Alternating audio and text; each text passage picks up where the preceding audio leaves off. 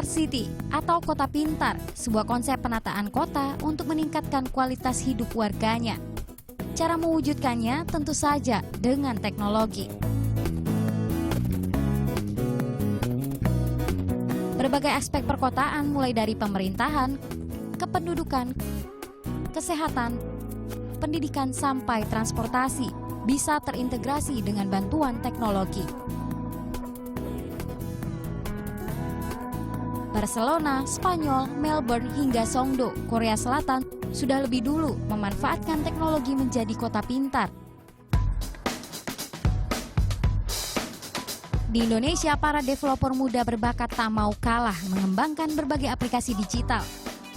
Ide-ide baru bermunculan, menawarkan solusi berbagai permasalahan dan tak jarang diikutkan lomba. Seperti 3 pemuda ini, mereka menciptakan aplikasi untuk membantu para pelaku UKM membuat aplikasinya sendiri. Mereka membuat Appsterize, sebuah aplikasi untuk membuat aplikasi dengan mudah. Dan saat ada kompetisi seperti ini, mereka pun tak ragu untuk ikut serta. Karena pengen validasi ide, lihat nih Appsterize itu bener nggak sih, pengen dapat feedback juga dari juri, teman, mentor, investor, siapapun lah yang ada di Next Dev ini. Jadi itu sih motivasi utama kami. Udah tahu Namun ada beberapa hal yang harus diperhatikan agar aplikasi yang diciptakan bisa memiliki manfaat nyata untuk kehidupan sehari-hari. Kalau perusahaan yang harus sustainable, yang sukses, yang social entrepreneur yang hebat, itu biasanya ada 3S. Biasanya mereka substance harus ada, jadi memang kontennya bagus, memang produknya bagus.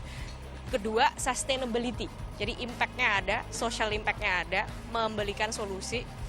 Nomor 3 ada style. Dengan teknologi yang tepat, maka berbagai permasalahan kota bisa diatasi melalui ide-ide cerdas pemuda kita. Konsep Smart City pun perlahan mulai diwujudkan. Tera Patriana, Yohanes Januadi melaporkan untuk NET.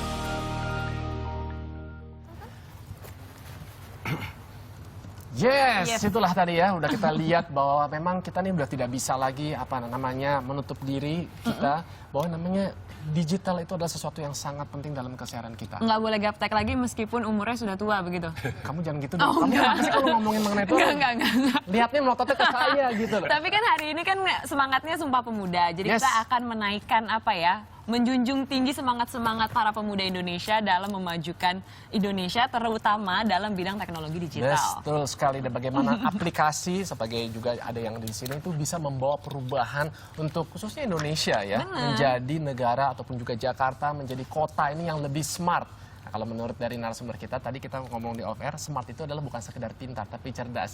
Selamat pagi kepada Profesor Suhono Supangkat selaku pengamat teknologi digital. Selamat pagi. Dan juga dari Mbak Adita Irawati selaku VP Corporate Communication Telkomsel. Selamat pagi Mbak Dita. Nah Mbak Dita, penasaran nih kalau konsep Smart City yang sudah digaungkan ini sebenarnya seperti apa sih kalau dari mata Mbak Dita? Ya, Smart City ini kan sebenarnya bagaimana kemudian masyarakat perkotaan ini bisa mendapatkan solusi-solusi yang kemudian solusi ini berbasis teknologi informasi. Dan kita kalau melihat di Indonesia ini Smart City sudah cukup banyak ya, apalagi dengan pimpinan-pimpinan kota yang punya visi yang jauh ke depan, yang kemudian juga memikirkan bagaimana solusi-solusi permasalahan kota ini bisa dicari solusinya menggunakan teknologi informasi. Menggunakan jempol saja begitu. Iya, di ujung jempol ya. Ada sekarang jempol nih, jari juga bisa ya. Tapi kalau Profesor melihat kemajuan teknologi khususnya Indonesia itu dalam mendukung Smart City tadi sampai mana sih, Prof? Saya kira sudah semakin semakin semangat lah bagaimana ekosistem mau dibentuk. Seperti Telkomsel sudah membangun ekosistem pembentukan next developer ini untuk membangun persoalan-persoalan. Dari kalau Smart City itu dari bangun tidur sampai tidur lagi, dari lahir sampai meninggal. Itu ada problem-problem dan itu adalah tantangan. Tantangannya adalah bagaimana mencari solusi-solusi dari bangun tidur hingga tidur tadi, mengenai transportasi, mengenai makan, mencari taksi, mencari dokter dan sebagainya. Itu tantangannya banyak sekali. Nah, sekarang ide untuk menerjemahkan dari persoalan menjadi peluang itu adalah tantangan anak muda kita.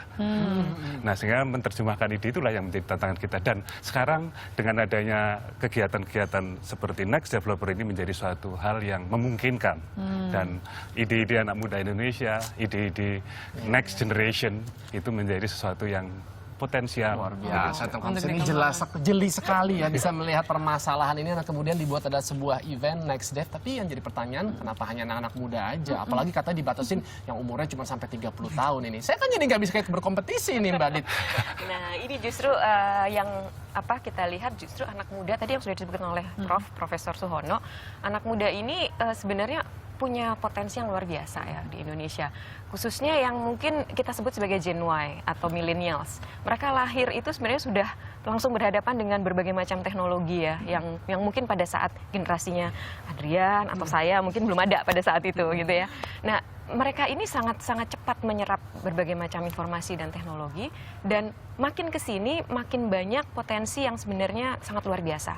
Nah, Next Dev ini sebenarnya tujuannya memberikan wadah ya dan kesempatan buat mereka untuk bisa menyampaikan apa yang menjadi karya yang luar biasa itu ke masyarakat gitu.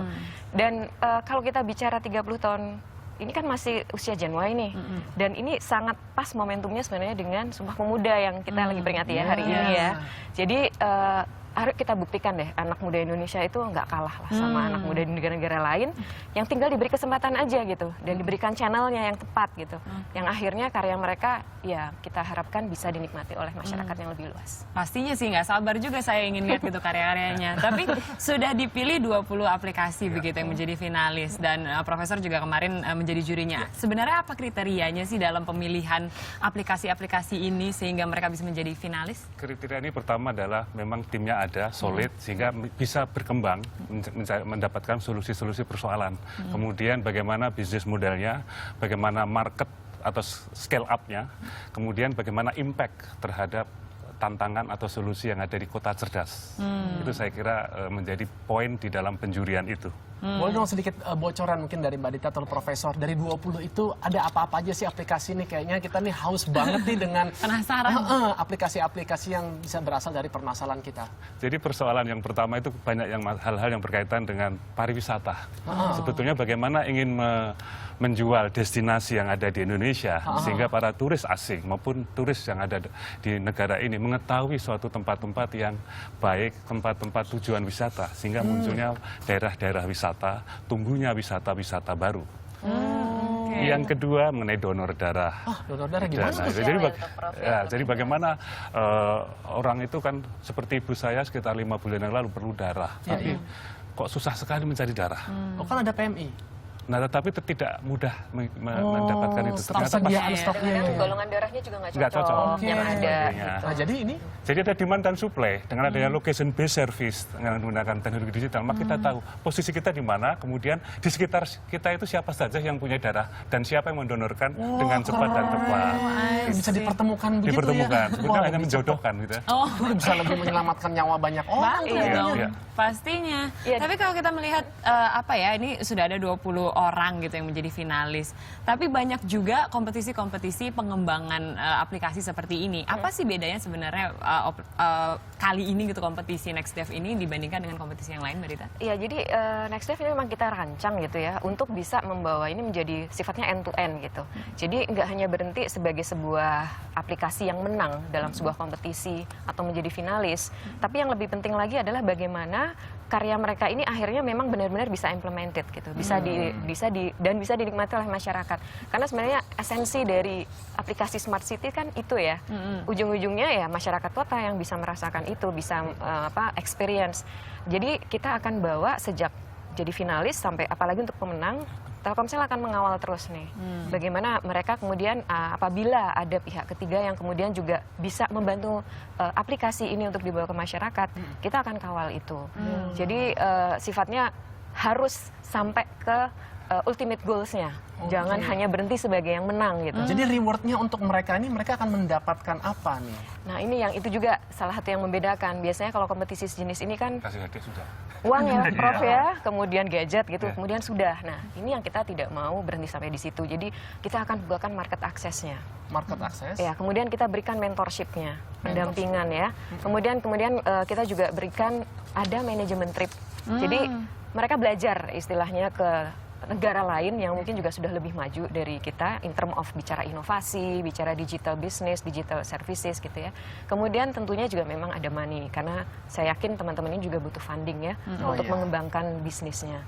Jadi inilah yang membedakan dan kita harapkan dengan diferensiasi ini teman-teman yang nanti menjadi pemenang maupun yang finalis itu benar-benar bisa akhirnya bisa dinikmati gitu. Sudah siap begitu. Terakhir mungkin dari Prof, sebenarnya apa sih satu hal penting yang harus diingat para developer muda di Indonesia ini? Jadi kebanyakan developer saat ini hanya bergerak pada fokus pada teknologi. Sebetulnya solusi-solusi sederhana itu banyak sekali. Seperti tadi mengenai ada orang mau punya pengen menyumbangkan. Ada orang yang sedang mencari modal. Modal. Ini mempertemukan. Itu very simple, tetapi bagaimana menerjemahkan menjadi infrastruktur sharing. Ada orang meminjamkan, ada orang yang mau pinjam. Kemudian masalah ekosistem development. Jadi sebetulnya adalah menerjemahkan persoalan-persoalan sederhana. Dari bangun tidur sampai tidur lagi. Yang simple lebih saja. menjual begitu ya. Jangan pikir teknologi yang macam-macam, tapi itulah yang sederhana. Jadi benernya seperti orang bilang tuh bahwa masalah itu jangan dipandang negatif. Karena ternyata masalah itu banyak hikmah itu dibalik itu semua ya kan. Membuat kita menjadi lebih inovatif lagi. Thanks. Dan juga puncak acaranya adalah nanti malam nih ya. Nanti malam. Jadi nanti malam di Net TV juga. Oke, jangan lupa pokoknya saksikan nih malam grand final Next Dev 2015. Jadi nanti akan dipilih 3 aplikasi terbaik dan acara ini akan dimeriahkan oleh banyak banget nih, pasti Adrian seneng banget karena ada Isyana Saraswati, ada Tessa Sumendra dan juga ada Afgan. Jadi saksikan acaranya nanti malam jam 9. Hanya di Net TV dan tentunya juga bersama Adrian Maulana yang nonton dari rumah. Terima kasih sekali lagi Profesor dan juga selamat beraktivitas setelah